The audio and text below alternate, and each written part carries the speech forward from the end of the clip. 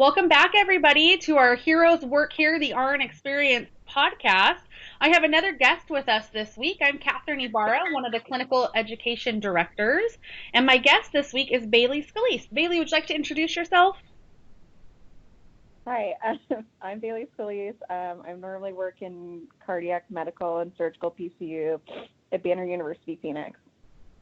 Awesome. And where are you working at right now, Bailey? I actually just finished my last day after months working at Banner North Colorado Medical Center, or NOCO, in Greeley, Colorado, on their COVID PCU strictly. Wow. So you were part of the group of 10 that originally went up there from Arizona to Colorado? Yeah. Thank you so much. Thank you for being brave and for doing that.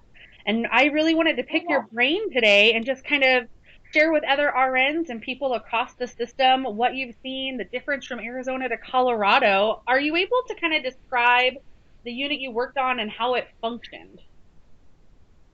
Yeah. So the unit that they had when I got up here, that they've designated as their COVID PCU floor. It's a newer floor in the hospital that was set up to flex either for PCU patients or ICU, depending on needs at a certain time. So it had really great monitoring in all the rooms, which was great. Similar kind of to my PCU back home, what we were doing with our COVID patients. Okay. Rather than the usual 4-to-1 PCU nursing ratio, it was a 3-to-1 ratio, just to account for kind of the amount of monitoring some of these patients need, and especially all the PPE, donning and doffing. And then the PCAs had a lower ratio as well. They had about 8 to 10 patients at a time. Okay. So nurses were 3-to-1, PCAs were 8-to-1, 10-to-1? Yeah, somewhere in that range usually. What were the patients like that you were caring for acuity-wise? Was it different in Arizona than Colorado? Yeah, really different here. They're like I said, their monitoring that they have up here, the equipment is great. Every single room had a bedside monitor kind of set up like an ICU. Okay. We were really able to super closely monitor everybody's O2 levels. So, sorry about that. So I just remember the first week I was out here, I was really shocked about having patients that were sitting on 10 to 15 liters on a non-rebreather that looked totally fine, but still weren't doing great. And having 2 other patients on top of that. Wow. How long were they staying? Sorry, go ahead. Oh, no, go ahead. How long did they typically stay in the PCU unit? Was it quite a while that they would be there? Yeah, it kind of depended on the patient. I mean, I think it's been interesting seeing kind of after being here a month, the difference in the patients that they've seen. The first 2 weeks I was here, we were seeing a lot of the patients that were ED admits that were either doing okay, maybe on a nasal cannula, looked okay, but still not 100%. Versus some patients that were ED admits that, again, would be sitting on a non-rebreather. There was one guy I had that was on a non-rebreather for 4 days. We were proning him manually, just not on a ventilator, just proning him as much as we could. Versus towards the end of my stay here, they've had a lot less new admissions, which was great. But they were seeing a lot of the patients that had been extubated from ICU downgraded that were very complicated to get discharged. Maybe they had complications in the ICU as well. So they were also just very medically and physically very heavy patients to take care of. Okay. Did you have that proning team come and help you turn your patients in PCU as well as ICU? Not in PCU because, again, the odd thing about these patients that even though they were really sick, on a non-rebreather like that, requiring proning during the day for most of the day, they were still people, younger people, maybe in their 40s, no medical history, still ambulatory. Wow. They just weren't oxygenating well. It was very bizarre. Okay. So a lot of times I didn't even have to move my patient. They could move themselves. Okay, that makes sense. Yeah. What were the common treatments that you were seeing for them? Did they have the trifecta of the hydroxychloroquine, azithromycin, and solu-medrol, or were you seeing it differently in PCU? Can you talk about that at all? Yeah, that's something else that was really odd is like just kind of like the variety I saw in some patients. Like usually nobody really was on Solu-Medrol unless they were like already in the ICU for an extended stay or they had like other comorbidities like COPD or asthma. Okay. That wasn't really like kind of like one of their baseline go-tos. The azithromycin though and the Plaquenil, it was very odd. Like some patients from the get-go were started on it and some weren't, which I thought was really interesting, even regardless of if they had a positive COVID test or not. And kind of just like with some of the data that's been coming out more recently, I've seen like in the last week, they were keeping patients that were already on Plaquenil and azithromycin, having them finish out their course of it, but not really starting any new patients on it for the most part. Interesting. What did you seem to see that worked best for people? Was it proning over medicine? Was it specific medicines? In your opinion? That's a really good question. I think definitely it totally depends on the patient. Definitely like those patients that were starting to require like higher levels of oxygen, definitely proning was like their best friend. That really, like that patient I had for like 4 days on a non-rebreather, like every single day I had him, I thought for sure he was going to get intubated, and he ended up never getting intubated. So he was a lucky guy. But yeah, absolutely. Yeah, probably the proning and just the monitoring. It's interesting back home we didn't have like the same sort of threshold for intubation or really like transfer to ICU. I don't know how different this is because I haven't been home in a month, but when I was still home, you know, if anyone was hitting 6 to 10 liters, they were just going to go to ICU like regardless. Maybe be intubated, maybe not. Whereas here, again, like we would have people on a non-rebreather for 4 days. But they would end up on like kind of a SWAT radar watch once they started hitting about like 10 liters. And then SWAT and the intensivist and the hospitalist, the charge nurse, the bedside nurse, everybody was like rounding and kind of like checking on these patients like multiple times a day to like reassess where they were at. I see that Victor has joined us. Victor, welcome.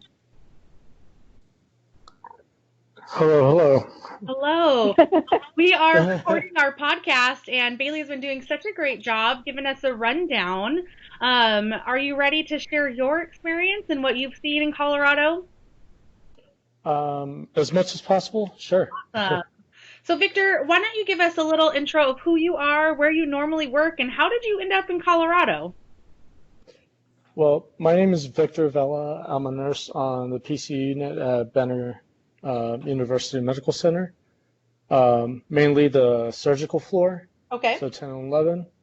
And I ended up in Colorado only because I had applied for it, and I was very interested in coming out here to try to get an understanding and get a feel for being around COVID patients. Since while I was in Phoenix, I wasn't really exposed, only because since I'm a specialty nurse, I was more needed on the surgical side of it. Got it. Well, thank you for going. That's really wonderful. I'm so honored to be talking to you today, and I just want to say thank you for your courage. Well, it's been a great experience and opportunity, so I'm also very thankful. Good. Can you tell us a little bit about how the unit worked for you? How is it functioning? And describe the patients you were caring for? The way the unit worked for me, I thought it worked well. I mean, I was told that the PCU unit was, it could be used as an ICU unit. Okay. So that kind of helped. Also knowing the fact that all these nurses, even Bailey, had been there, and they kind of gave me tips on what to look for and how to care for these patients, that helped. Tell us what the tips were to look for. Can you expand on that? Well, one, it's just keeping an eye on their saturations, because they could be looking, they may not be symptomatic, and they may be feeling good, but at the same time, the oxygenation is telling you a whole different story. Interesting. They weren't really, what's the word I'm looking for? Perfusing? I'm sorry? I was thinking perfusing well. I don't know. Well, that, but I mean, the way the numbers looked and the way the patient looked, they weren't communicating. They didn't Got match. it. Got it. It's So kind of that like was you one didn't of the have the things. nursing sense that they like. Usually we can tell when a patient's not going to do well or if they're going Right. downhill, but these patients you can't tell. They look fine. Yeah, they're doing great. They're talking to you. They're moving around, and they're wondering when they're going to eat. And and then we're kind of freaking out because it's like, you're not looking so well. The next step is going to be ICU and being intubated type thing. Was their oxygen level like in the 70s, 60s, and they're talking to you with no signs of that, or was it like high 80s? For me, the ones that I seen, and then on the first day that I was there, there was a patient that was in the like he was 79, 78, 79. Okay. And the doc came in and was talking to him because they had him fully turned up to 15. We tried to prone him. He wasn't tolerating it so well. He just said, I'm having a hard time breathing, but when we proned him, so he wanted to sit up, and he was talking to us sitting up. Got it. So yeah, and we weren't able to bring him up at all. So next thing you know, they took him directly to the clean room where they did the intubation, and he went down. Okay. So Did you ever get to see him again? Did he end up doing well? actually, I did see him again, and I Good. was very, very thankful to see him again. He kind of remembered me because when he was there prior to getting intubated, I walked in. I saw the nurses that were there trying to talk to him, Mm-hmm. and they couldn't really communicate well. He's Spanish speaking only, so Ah. me and my broken Spanish, I walked in and I was talking to him, and he remembered my voice. He said the day that I saw him again, the last 3 days that I worked, he's like, I remember you. That's beautiful, So Victor. He'll probably remember yeah, you for the rest of his life. he like kept praying for me. He kept saying, "Thank you so much, and I'm gonna do great things." And it was a great feeling to see him doing well. Yeah, that's beautiful. Thank you for sharing that story.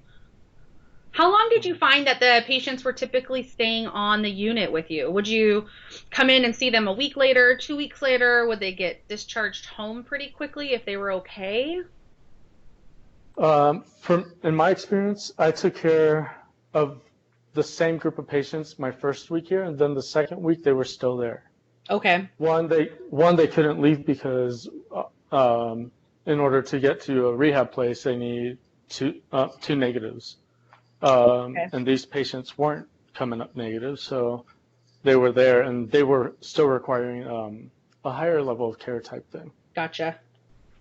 Okay. So What did you see to be working best as treatment options? Did you find that proning was amazing, getting up and walking, or specific medicines from your viewpoint? What was most successful treatment? um, like I heard Bailey saying that it just varies on each patient. Each patient was treated, as much as they try to treat each COVID patient the same, Mm-hmm. there were certain things that would work for other patients, and like the Yeah. whole prone thing. Some patients couldn't sit prone. It was too much on them. They felt like they couldn't breathe even more. And then there's those patients that were like, nope, I need to be prone now. And they knew, you know. I love it. And then there's patients that were like, they're very thankful that they started getting medication because they started to feel better the minute they started to get the medication. Okay. So it just varies on the patient, I think. It's And also being proactive, I would assume. okay. Well, thank you guys so much for sharing your experiences and your viewpoints. I'm so proud of both of you and what you've done and the impact that you've made on these lives. So, in closing remarks, what would be, one tidbit of knowledge you want to share with your peers still here in Arizona? I know you guys are coming back tomorrow, but what is something that you want to impart to them that you've learned? Bailey, go Oh, thanks. ahead. Ladies Um, first. oh, thank you. Dang, that's hard.